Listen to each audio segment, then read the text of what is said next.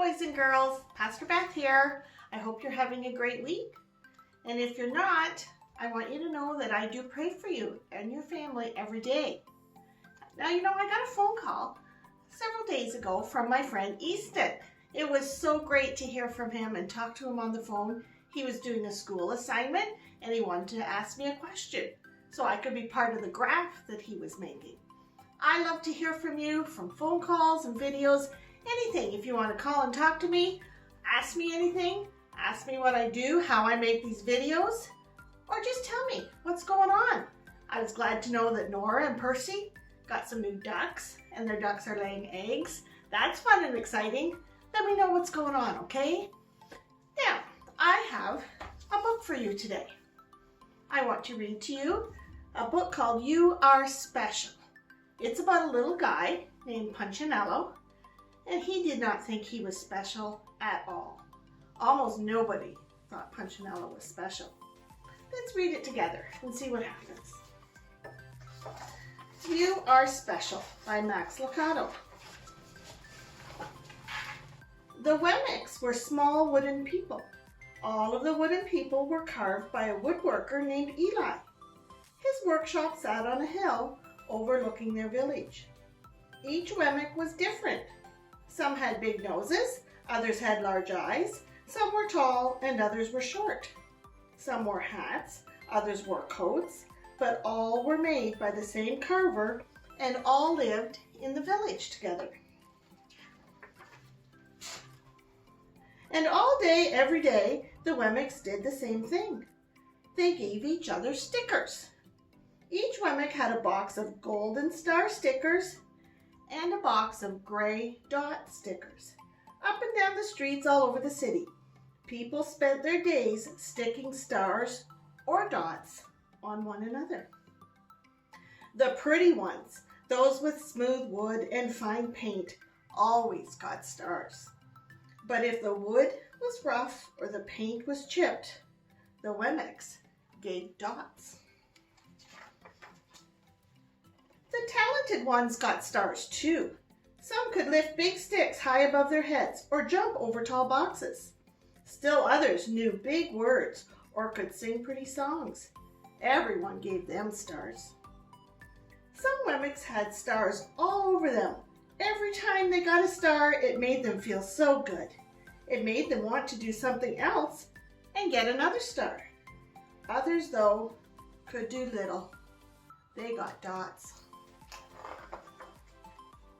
Punchinello was one of these. He tried to jump high like the others, but he always fell. And when he fell, the others would gather round and give him dots. Sometimes when he fell, his wood got scratched, so the people would give him more dots. Then when he would try to explain why he fell, he would say something silly, and the Wemmicks would give him more dots. After a while, he had so many dots that he didn't want to go outside.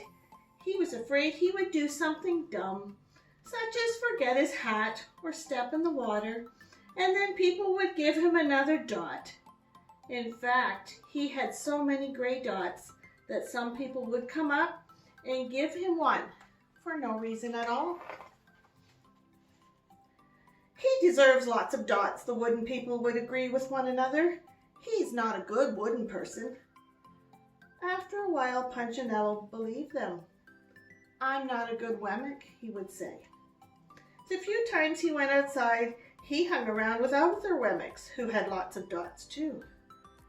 He felt a little better around them. One day he met a Wemmick who was unlike any he'd ever met. She had no dots or stars. She was just wooden. Her name was Lucia. It wasn't that people didn't try to give her stickers. It's just that the stickers didn't stick. Some of the Wemmicks admired Lucia for having no dots, so they would run up and give her a star. But it would fall off. Others would look down at her for having no stars, so they would give her a dot. But it wouldn't stick either. That's the way I want to be, thought Punchinello. I don't want anyone's marks. So he asked the stickerless Wemmick how she did it. It's easy, Lucia replied. Every day I go see Eli. Eli? Yes, Eli, the wood carver. I sit in the workshop with him. But why? Why don't you find out for yourself? Go up the hill. He's there. And with that, the Wemmick, who had no stickers, turned and skipped away. But will he want to see me?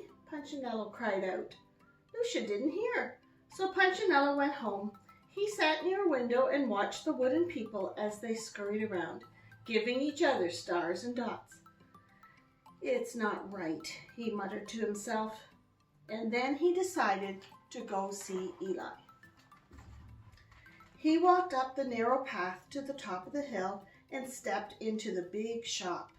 His wooden eyes widened at the size of everything. The stool was as tall as he was. He had to stretch on his tiptoes to see the top of the workbench. A hammer as long as his arm. Punchinello swallowed hard. I'm not staying here, and he turned to leave. And then he heard his name. Punchinello. The voice was deep and strong. Punchinello stopped. Punchinello, how good to see you. Come and let me have a look at you. Punchinello turned slowly and looked at the large bearded craftsman. You know my name? The little Wemmick asked. Of course I do. I made you. Eli stooped down and picked him up and set him on the bench. The maker spoke thoughtfully as he looked at the gray dots. Look like you've been given some bad marks. I didn't mean to, Eli. I really tried hard. Oh, you don't have to defend yourself to me, child. I don't care what the other Wemmicks think. You don't? No, and you shouldn't either. Who are they to give stars or dots? They're Wemmicks, just like you. What they think doesn't matter, Punchinello. All that matters is what I think. And I think you are pretty special. Punchinello laughed. Me? Special? Why? I can't walk fast. I can't jump. My paint's peeling. Why do I matter to you? Eli looked at Punchinello, put his hands on those small wooden shoulders, and spoke very slowly. Because you're mine. That's why you matter to me. Punchinello had never had anyone look at him like this, much less his maker. He didn't know what to say. Every day I've been hoping you'd come, Eli explained. I came because I met someone who had no marks, said Punchinello. I know. She's told me about you. Why don't the stickers stay on her? The maker spoke softly. Because she has decided that what I think is more important than what they think. The stickers only stick if you let them. What? The stickers only stick if they matter to you. The more you trust my love, the less you care about their stickers. I'm not sure I understand, said Punchinello. Eli smiled. You will, but it will take time. You've got a lot of marks. For now, just come to see me every day and let me remind you how much I care. Eli lifted Punchinello off the bench and set him on the ground. Remember, Eli said as the Wemmick walked out the door, you are special because I made you, and I don't make mistakes. Punchinello didn't stop, but in his heart he thought, I think he really means it. And when he did, a dot fell to the ground. So Punchinello and the other Wemmicks are like you and me and all people. Eli the woodcarver is like God. He made Punchinello and he loved him just the way he was. And the more time Punchinello spent with Eli, the more he knew how much he was loved. And God, our Creator, loves us very much. And He thinks about us all the time. And He thinks you are very, very special. Okay, boys and girls, that's it for today. I hope to hear from you soon. And I'll see you on Sunday morning for Kids Church. Bye-bye.